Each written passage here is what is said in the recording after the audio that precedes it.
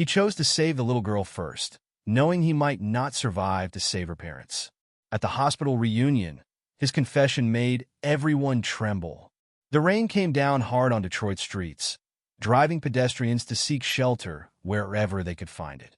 Robert pressed himself against the brick wall under a store's narrow awning, his worn jacket doing little to keep out the November chill.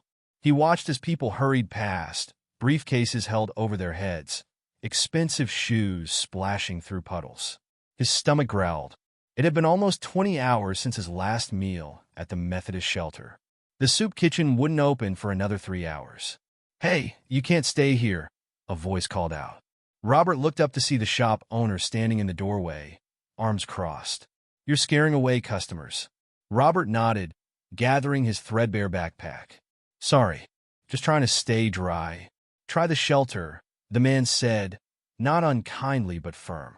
"They're full this time of day," Robert replied, but he was already moving. No point arguing. At 65, he learned to pick his battles. The cold rain soaked through his clothes as he walked, each step sending shooting pains through his arthritic knees. His mind drifted to the hospital room where he'd last held Sarah's hand. His wife's final words still echoed in his head. "Don't give up, Bobby."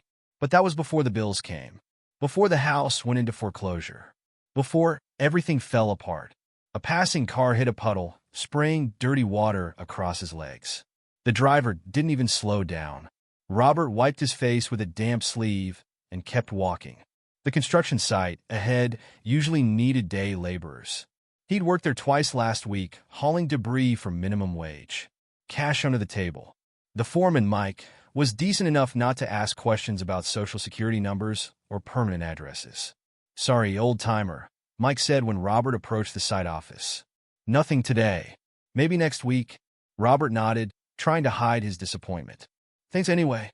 He found himself outside Giovanni's restaurant, drawn by the warm light spilling onto the wet sidewalk.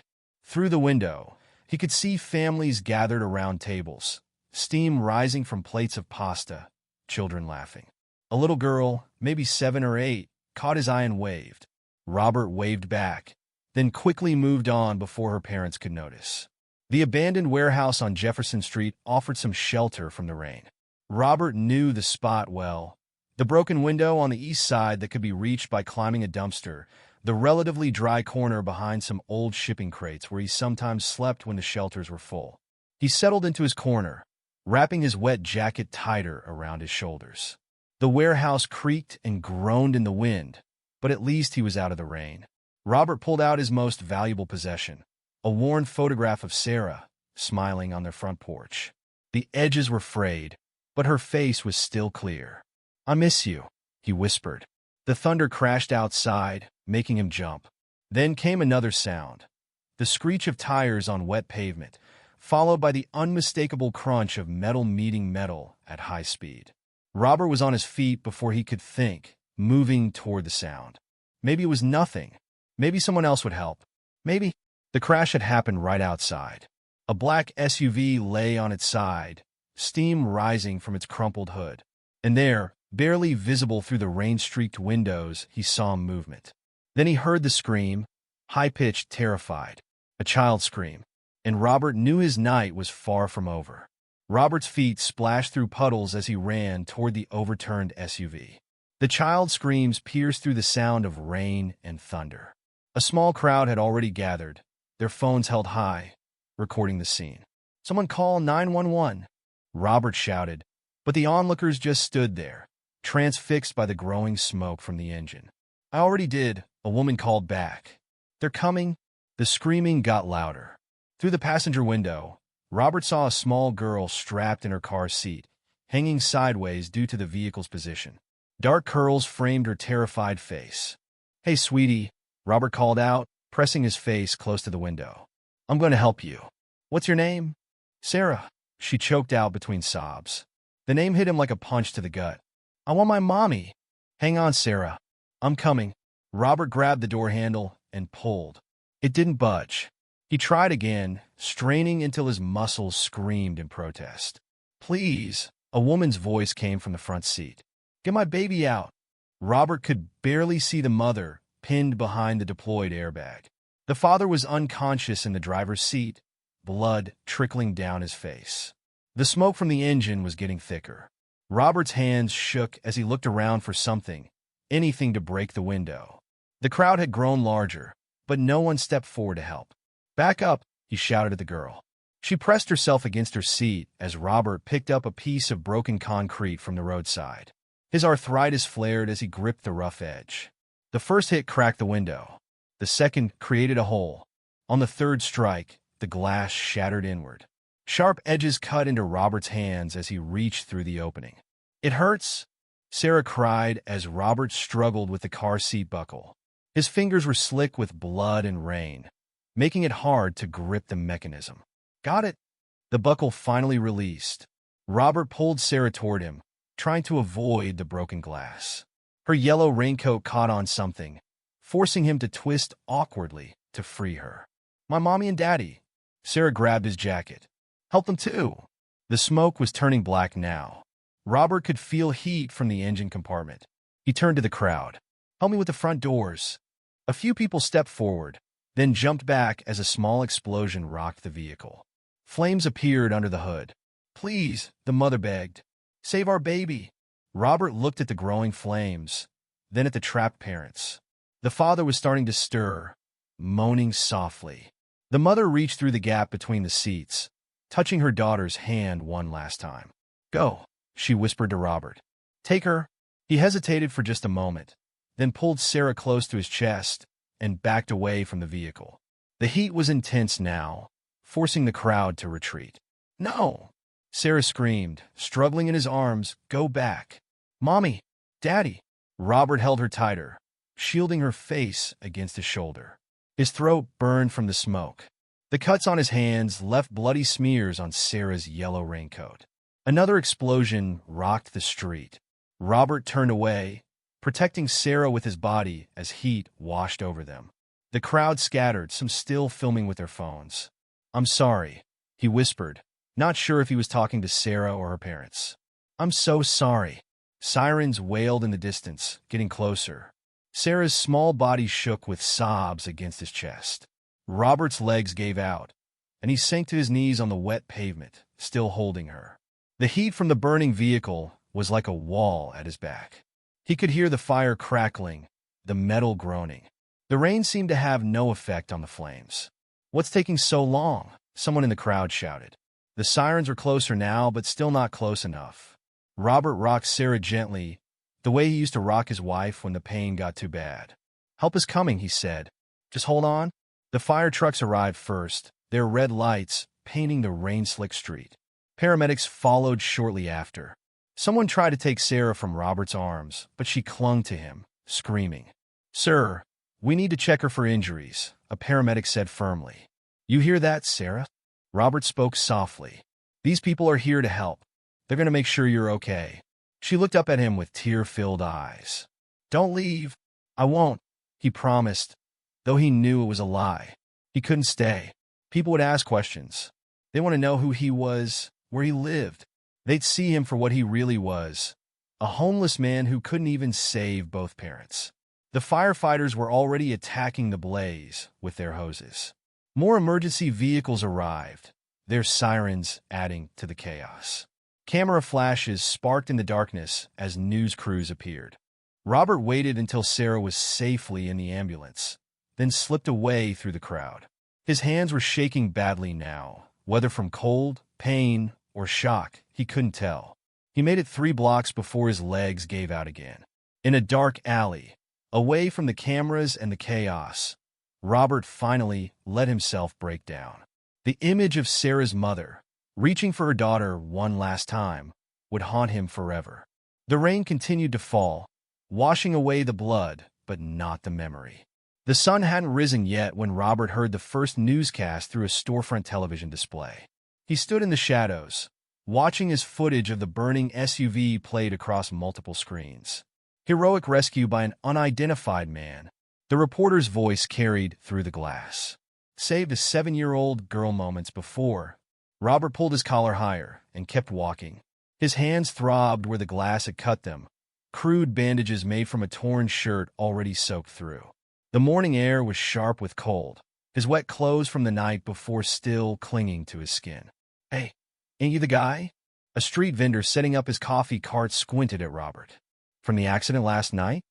Robert shook his head and quickened his pace, ignoring the pain in his knees. He couldn't be recognized, couldn't deal with questions. Finding a quiet spot behind a dumpster, he carefully unwrapped his makeshift bandages. The cuts weren't deep, but they were angry and red.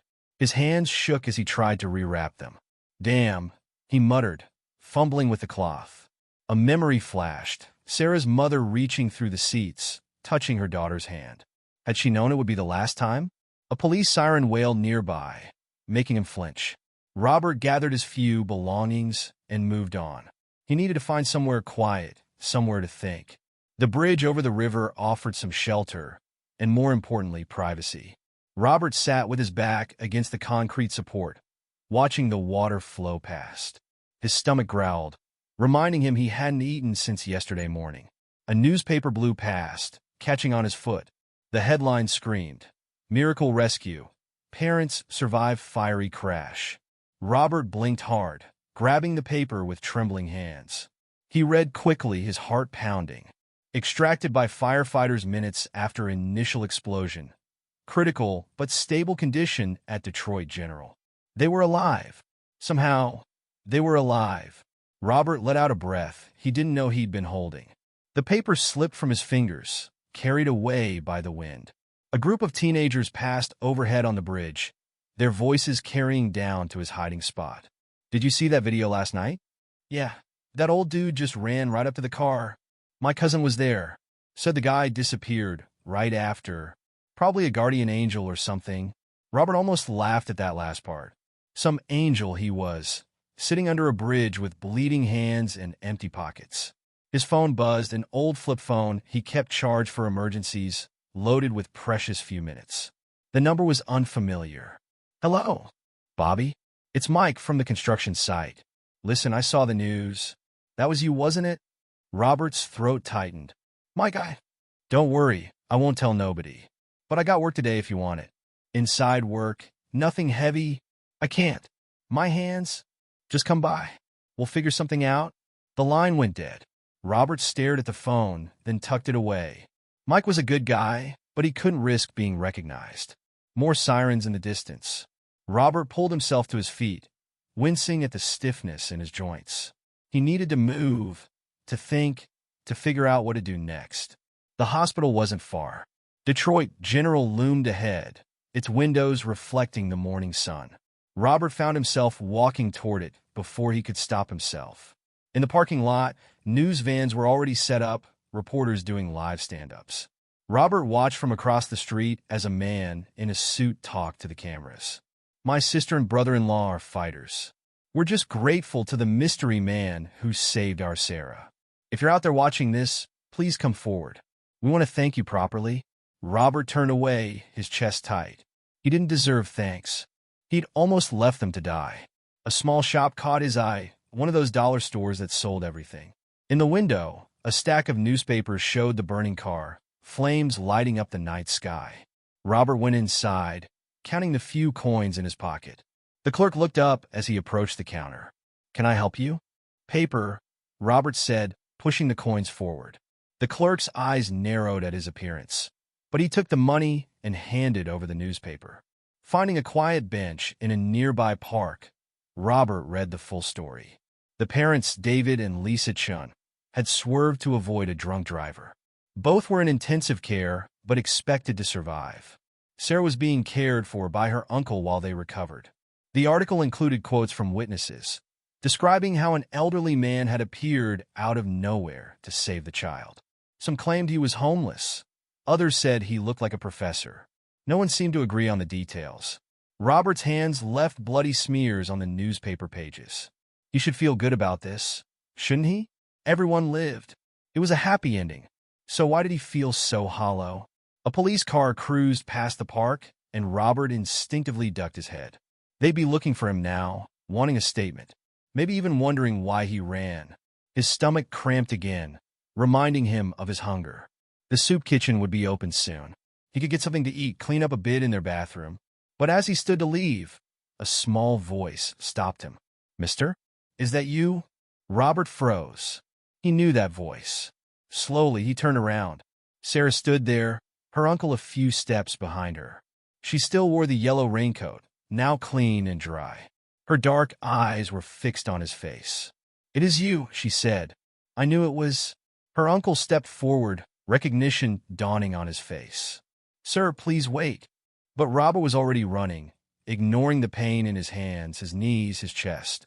He ran until the voices faded, until his legs gave out, until he found himself in another alley, gasping for breath.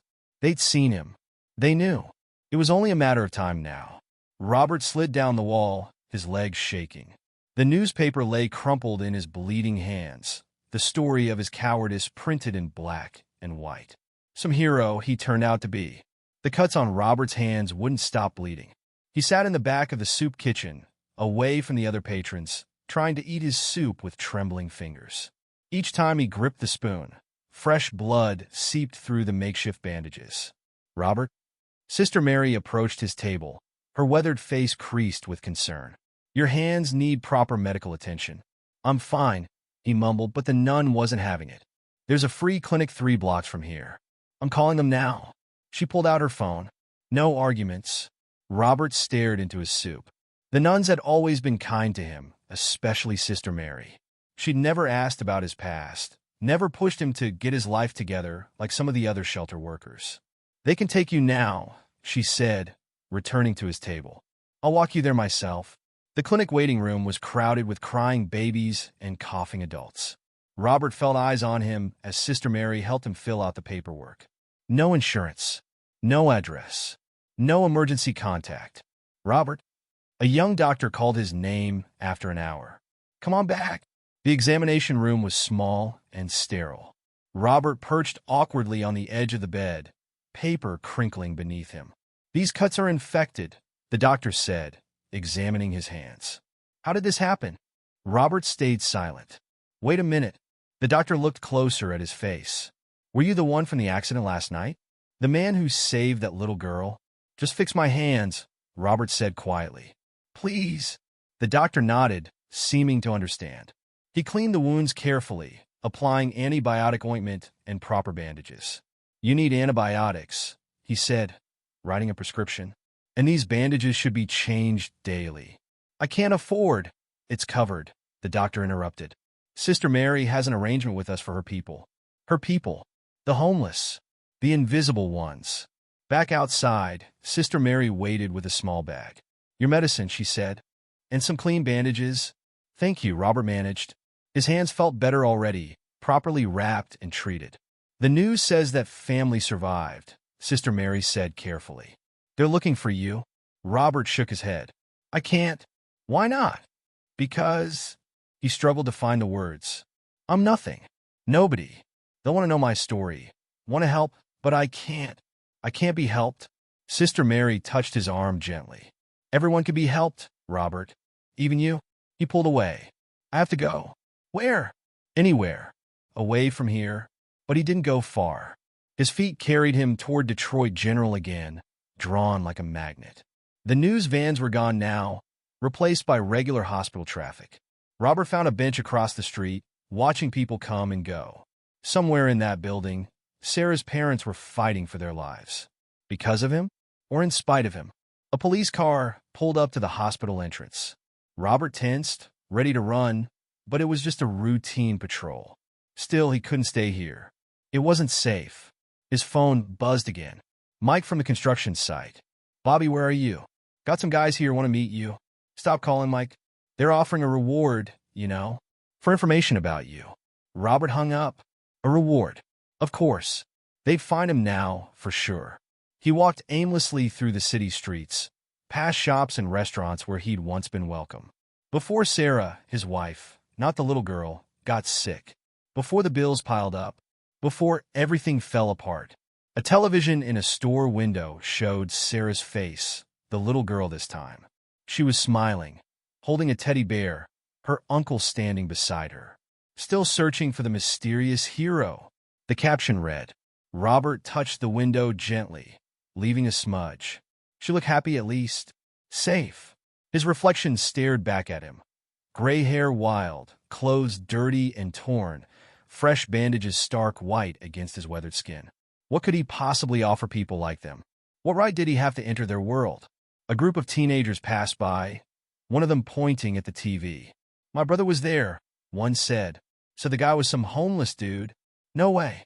How could a homeless guy be that brave? Robert slipped away before they could notice him. The day grew colder as clouds rolled in. More rain coming. Robert's joints ached with the changing weather, his hands throbbing despite the medicine. He found himself at the accident site. The skid marks were still visible on the pavement, and fragments of glass glittered in the gutters. Someone had placed flowers against a nearby pole. I thought I'd find you here. Robert spun around. Sarah's uncle stood a few feet away, hands raised peacefully. Don't run, he said quickly. Please. Just listen. Robert's legs tensed, ready to flee, but something in the man's voice stopped him. I'm James, the uncle said. Sarah won't stop talking about you. About how you saved her. I left her parents, Robert said, his voice rough. You saved their daughter. Gave them a chance to survive until help arrived. James took a step closer. They want to thank you. No. Robert backed away. I can't. Why not? Look at me.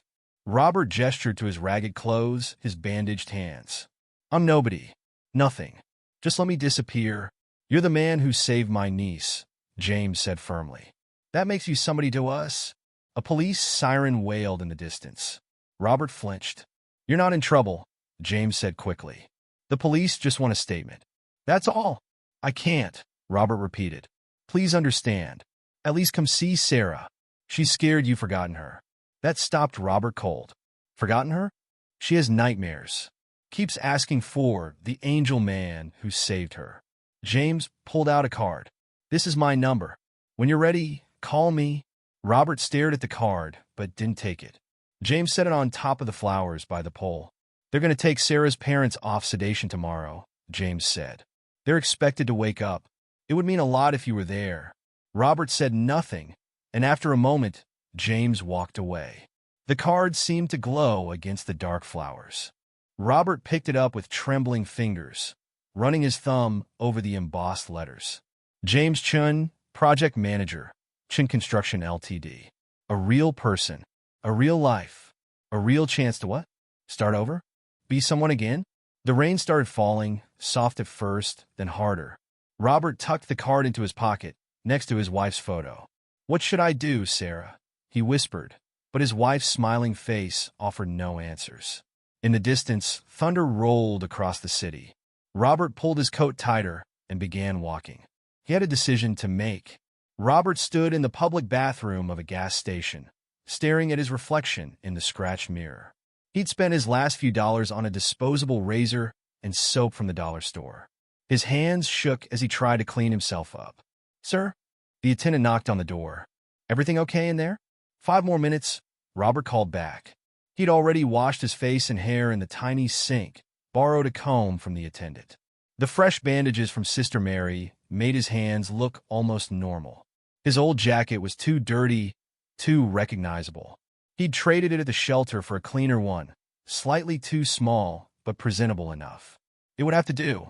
Outside Detroit General, Robert paced the parking lot for 20 minutes before finding the courage to approach the entrance. The automatic doors slid open, releasing a blast of warm air that smelled of disinfectant. The security guard at the desk looked up as he entered. Can I help you? I'm here to see the Chins, Robert said, his voice barely above a whisper. The guard's eyes narrowed. The accident victims? Are you family? No, I'm... Robert's throat closed up. I was there. That night. Recognition dawned on the guard's face. Wait, are you? Please, Robert interrupted. I just want to see them quietly. No fuss. The guard studied him for a long moment, then nodded. 4th floor, ICU. Let me call up. Robert's legs felt like lead as he walked to the elevator. People in scrubs rushed past, paying him no attention. He almost turned back 3 times before reaching the 4th floor. The ICU waiting room was quiet except for the soft murmur of TV news. A few people dozed in uncomfortable chairs.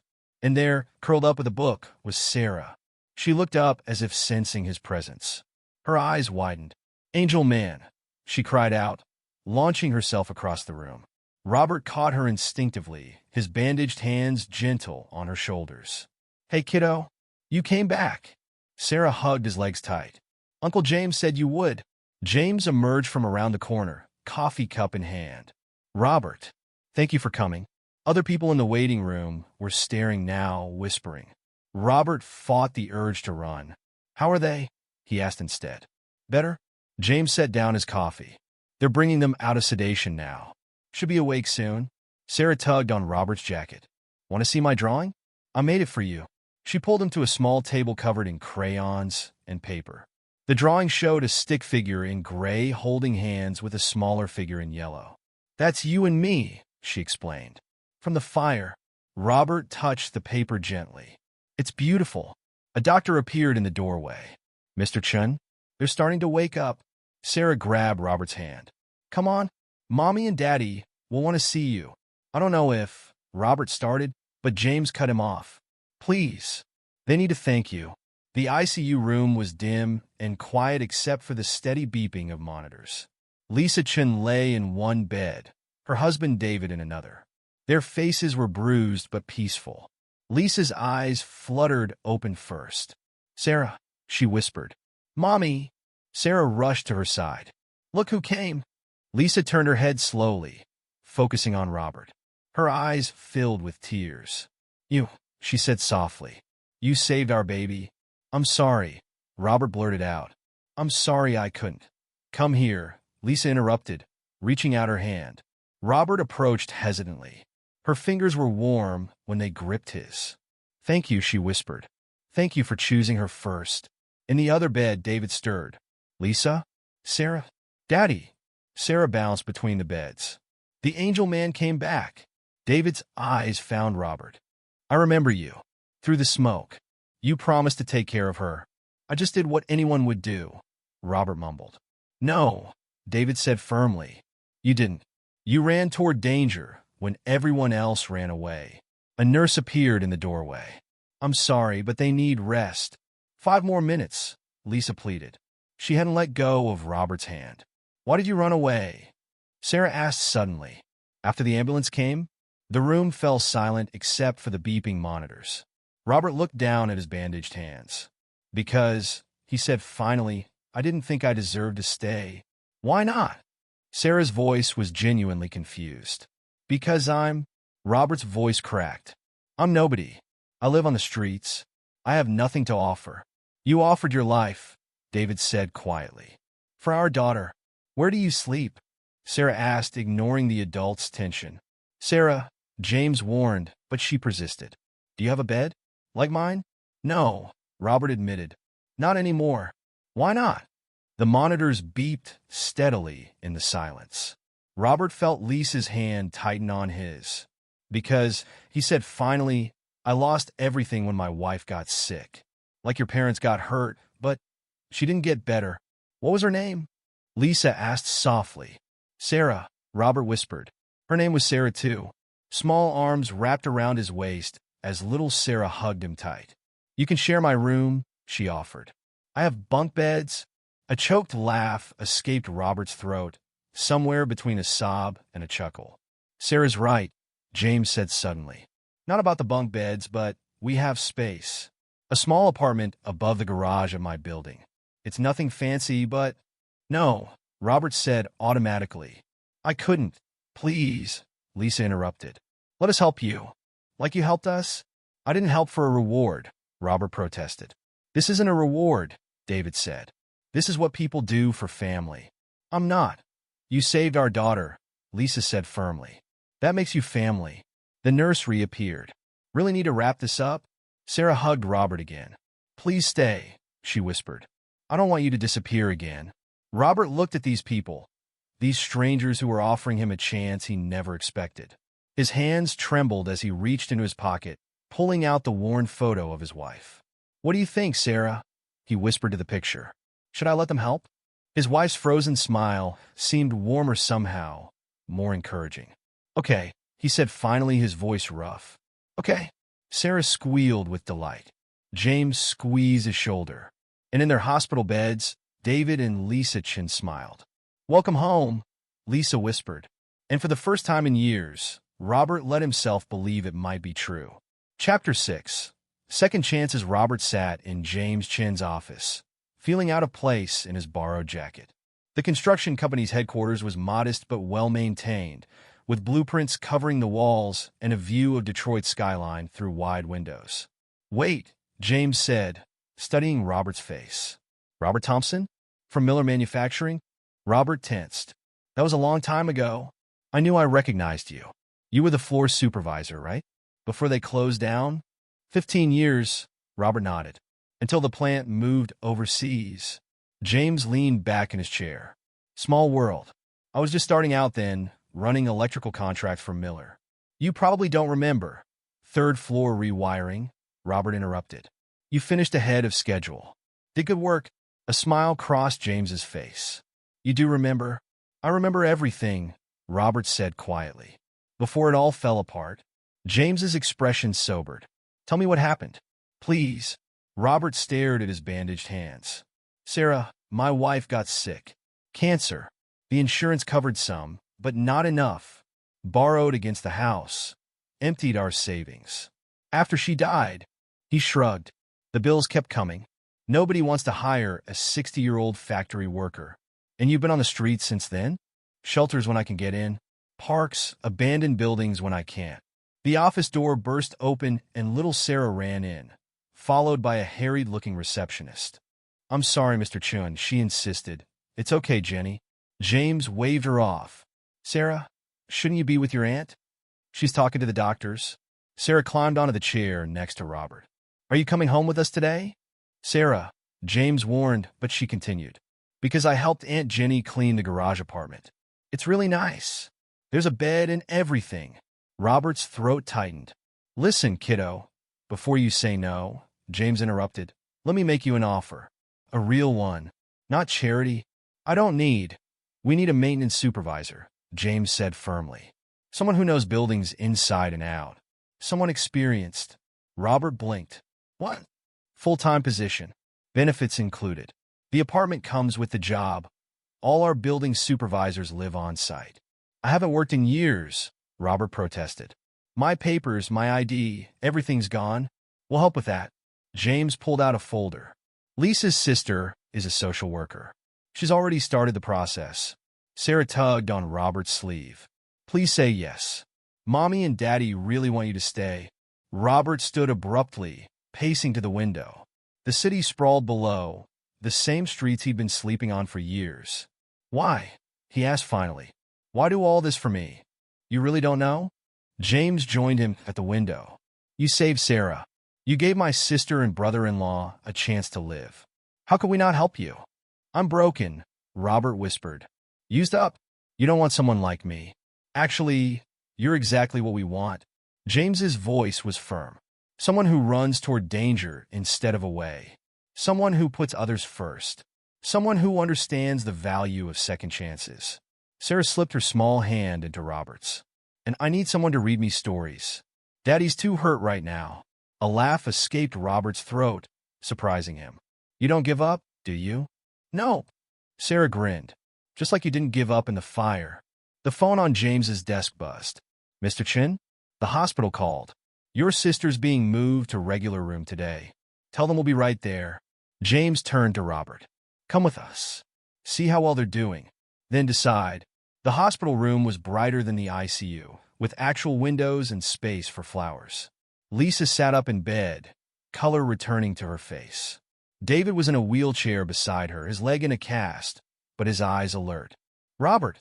Lisa's face lit up. "James told us about the job offer." "I haven't said yes." Robert started, but David cut him off. "Why not? You're qualified. You need work. We need help." "Seems simple to me." "Nothing's simple," Robert said. "Some things are." Lisa reached for his hand. "Family is simple. Helping each other is simple." "I'm not family." "You are now," David said firmly. "Whether you like it or not." Sarah climbed onto her mother's bed. "He's still thinking about it." "Ah." Lisa smiled. "Still stubborn, is he?" "Very." Sarah nodded seriously. But I'm more stubborn. The adults laughed. And for a moment, Robert felt something he hadn't felt in years, belonging. Tell me about your Sarah, Lisa said suddenly. If you want to. Robert pulled out the worn photograph with trembling hands. She was a teacher, 3rd grade. Kids loved her. He passed the photo to Lisa. That was a year before she got sick. Lisa studied the picture. She has kind eyes. Like you. She would have loved you, Robert said to little Sarah. She always wanted children. But you had all her students instead, James finished quietly. Robert nodded, unable to speak. She wouldn't want you to be alone, Lisa said gently. To be out there on the streets? I know. Robert's voice was rough. But after so long, I don't know how to be anything else. Yes, you do, David said. You proved that the night of the accident. You're still the man you used to be. Still capable of incredible things. I'm scared, Robert admitted, the words barely audible. Of what? Sarah asked. Of trying, of failing, of losing everything again. You can't lose us, Sarah said firmly. We're stuck together now. Like super glue. James pulled a key from his pocket. The apartment's ready. Job starts whenever you are. No pressure, but we really want you to say yes, Lisa finished. Robert looked at these people, this family that had come out of nowhere to offer him hope. He thought of his Sarah, of what she'd say if she could see him now. Don't give up, Bobby, she'd told him at the end. Maybe this is what she meant. Okay, he said finally. Okay. Sarah jumped up, hugging him tight. Really? Really? Robert hugged her back. But I have conditions. Name them, James said. I work for everything. No charity. And I need time. Time to adjust. Done and done, James nodded. And Robert continued, I want to help with programs for others like me. People who just need a chance. We can do that, Lisa smiled. Together, a nurse arrived with medication. But the mood in the room remained bright. Plans were made, details discussed. Through it all, Robert felt something unfamiliar building in his chest. Hope. That's what it was. Hope for tomorrow. Ready to see your new home? James asked later, as visiting hours ended. Robert looked at Sarah, sleeping in her father's lap. At Lisa, tired but smiling. At the photo of his wife, now safely tucked away. Yeah, he said, I think I am. The key felt heavy in Robert's hand as he stood before the apartment door. James waited patiently beside him, holding a small box of donated essentials. Take your time, James said quietly. Robert inserted the key with trembling fingers. The lock clicked, and the door swung open to reveal a small but clean studio apartment. A bed sat in one corner, neatly made with new sheets. A mini kitchen lined one wall, a bathroom door beside it. A window overlooked the construction company's yard. It's not much, James started. It's everything, Robert whispered. He stepped inside, his feet silent on the carpeted floor. A small table held a lamp, a clock, and a phone charger.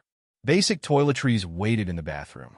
The kitchen had a coffee maker, some dishes, a small microwave. The fridge is stocked for now, James said. Just basics. You start work Monday, but take the weekend to settle in. Robert touched the bed tentatively, afraid it might disappear. I don't know how to sleep in a bed anymore. You'll remember. James set the box down. Oh, and Sarah insisted on this. He pulled out a stuffed bear wearing a yellow raincoat. Robert's laugh caught in his throat. She's something else? That she is? James headed for the door. Get some rest. I'll pick you up Monday at 8.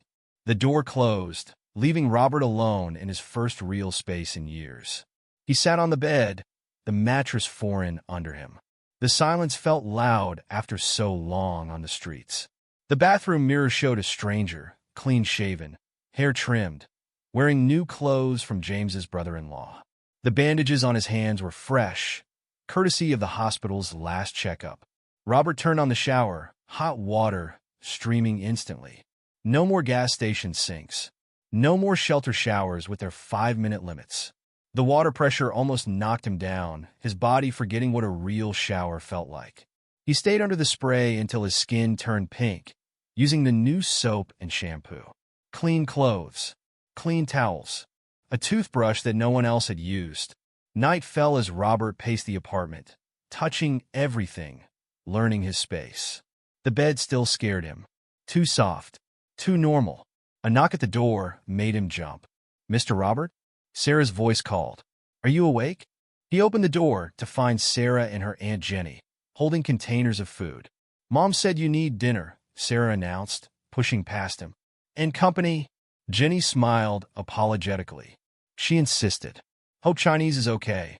They set up dinner on the small table, Sarah chattering about her day at the hospital. "Daddy got his cast signed today," she reported. "I save a spot for you." Thank you." Robert fumbled with the chopsticks. "Use a fork," Sarah said helpfully. "That's what I do." The food was hot and fresh. Robert couldn't remember his last real meal. "Mom's coming home next week," Sarah continued. "Daddy has to stay longer because of his leg.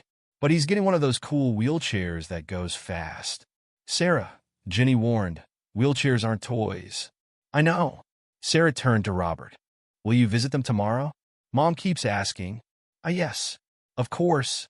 After dinner, Sarah insisted on showing him how to use the TV mounted on the wall.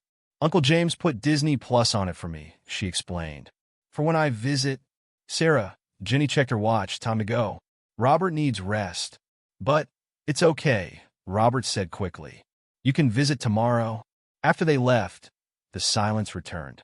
Robert stood at the window, watching security lights illuminate the empty construction yard. A car alarm sounded in the distance, making him tense automatically. "Safe," he reminded himself. "You're safe here." The bed still intimidated him. Robert opted for the small couch instead, wrapping himself in a blanket. The ceiling fan spun lazily overhead.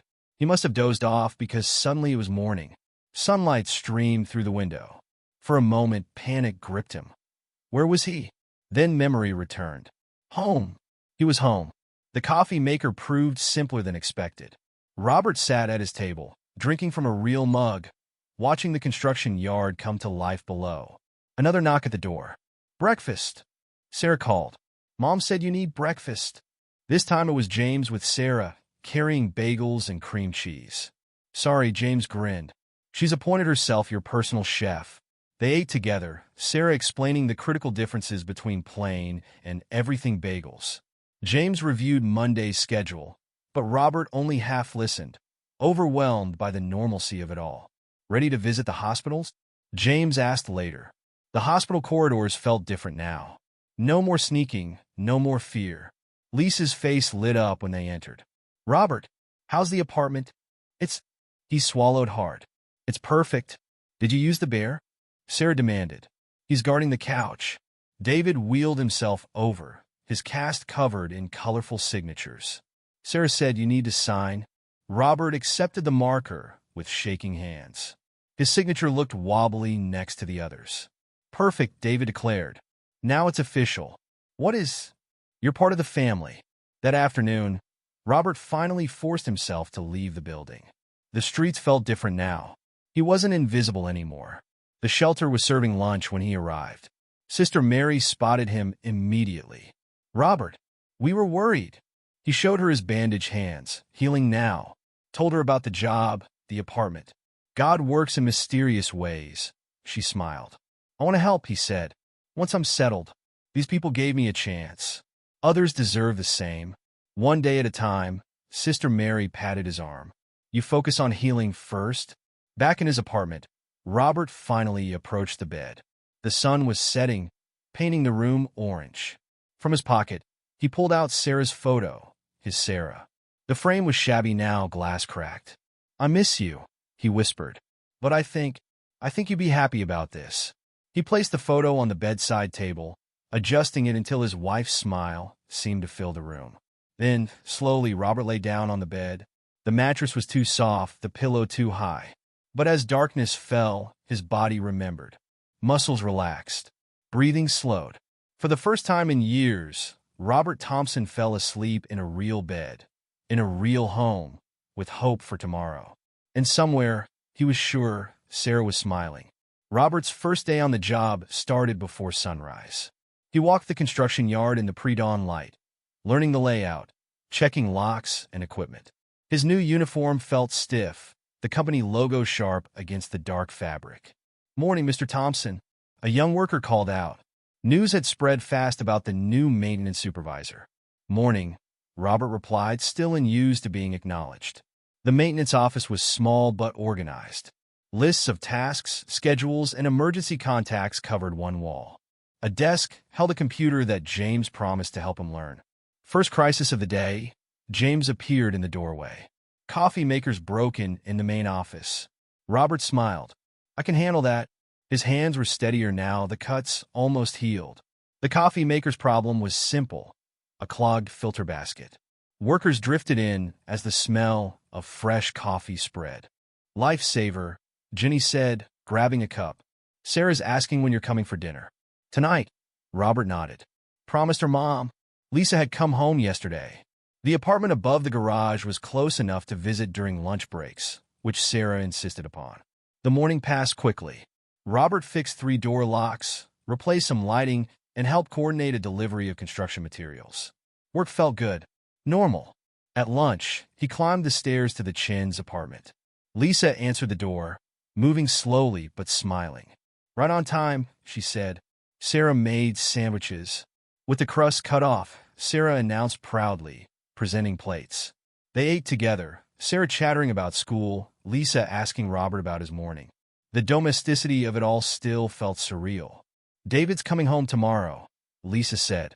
They're setting up a hospital bed in the living room until he can manage stairs. I'll help, Robert offered immediately. We know. Lisa touched his hand. You always do. After lunch, Robert tackled the building's aging heating system.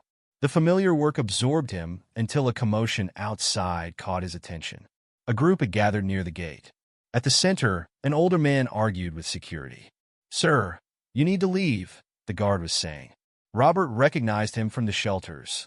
Mike, a veteran who'd lost his leg in Iraq. I just want work, Mike was saying. Please. Robert approached slowly. Mike. The veteran turned. Bobby? That really you? Mr. Thompson.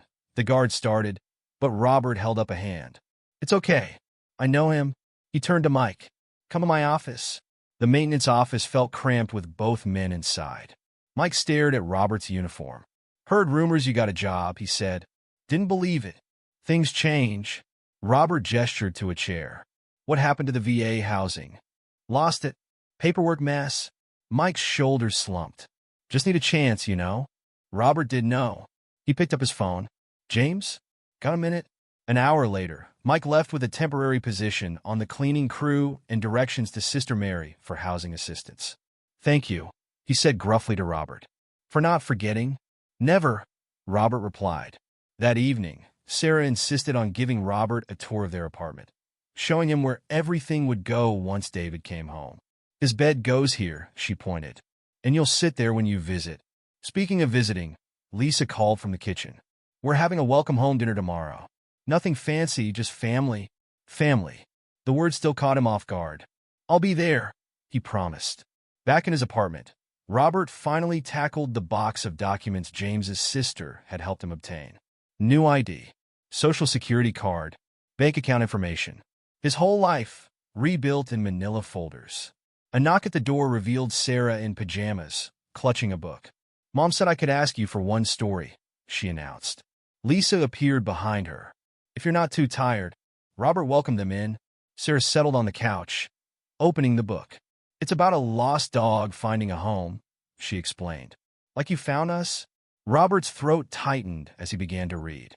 Sarah snuggled closer, pointing at pictures, asking questions. By the time the story ended, she was half asleep. Thank you, Lisa said as she carried Sarah out. For everything? I should be thanking you, Robert replied. No, Lisa shook her head. You gave us Sarah, gave us hope. We can never repay that. After they left, Robert stood at his window, watching the city lights. A siren wailed in the distance, but it didn't make him flinch anymore. The next day, David came home. Robert helped the medical team set up equipment, adjust beds, organize supplies. David looked smaller in regular clothes, but his eyes were bright. Good to be home, he said as Robert adjusted his pillows. Good to have you home, Robert replied. The welcome dinner was simple, take-out pizza, since Lisa was still recovering herself. James and Jenny came, along with their parents. Sarah played hostess, making sure everyone had napkins and drinks. Speech, she demanded when the pizza was gone. David laughed. Okay. He raised his glass of soda. To family, old and new. To second chances and fresh starts. And to the man who made it all possible. To Robert, Lisa added softly. To family, Robert echoed, his voice rough. Later, helping clean up, Robert found himself alone with David. You know, David said quietly, when I was trapped in that car, I made a deal with God. I promised if he saved my family, I'd spend the rest of my life helping others. Sounds familiar, Robert admitted. I think, David continued, that's why you were there that night. Not just to save Sarah, but to give us a chance to keep that promise. Robert thought about Mike, about the other faces from the shelters. Maybe, he said, we can keep it together. That night, Robert dreamed of his Sarah for the first time in years. Not of her illness, but of her smile, her laugh, her way of seeing hope in everything. He woke to sunrise, painting his room gold. The photo on his bedside table caught the light, making her smile seem to glow. I'm okay, he told her. I'm really okay now.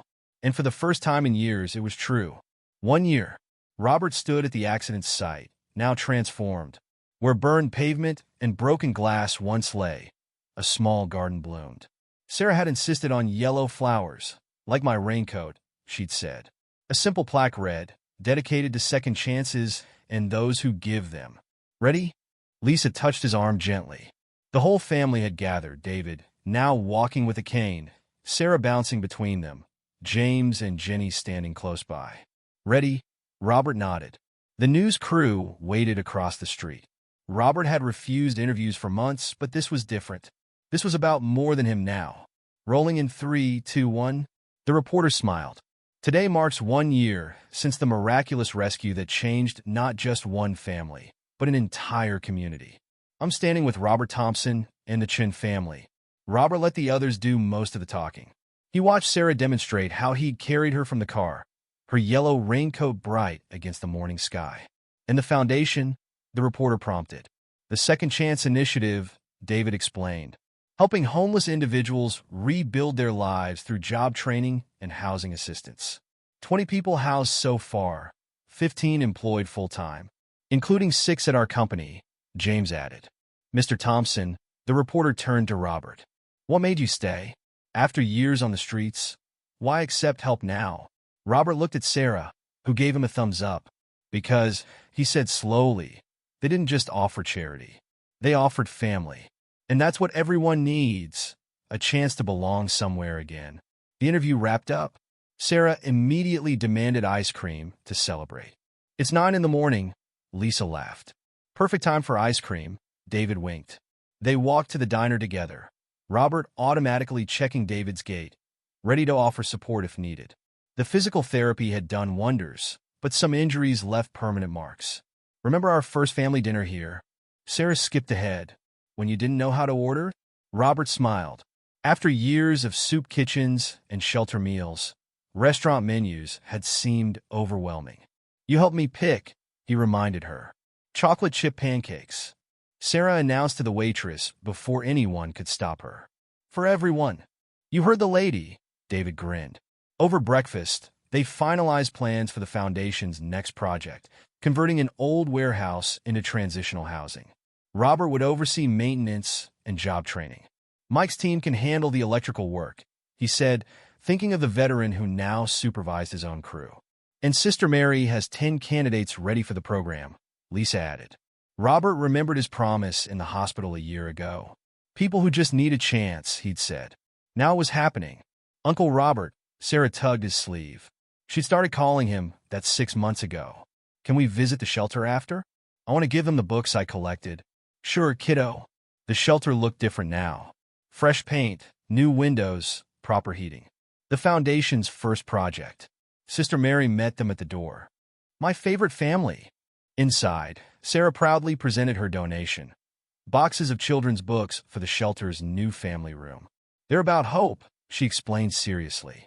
Like the story about the lost dog finding a home, Robert watched her organize the books, remembering that first night she'd brought one to his apartment. So much had changed since then. "Look what I found in storage," Sister Mary handed Robert a folder. "Your original intake forms from 5 years ago." Robert opened it carefully. His handwriting looked shaky, desperate. Under emergency contact, he'd written none. "Should update that," David said, looking over his shoulder. "Already did," Robert replied. His new forms listed every person in this room. They left Sister Mary with promises to return for Sunday's dinner service.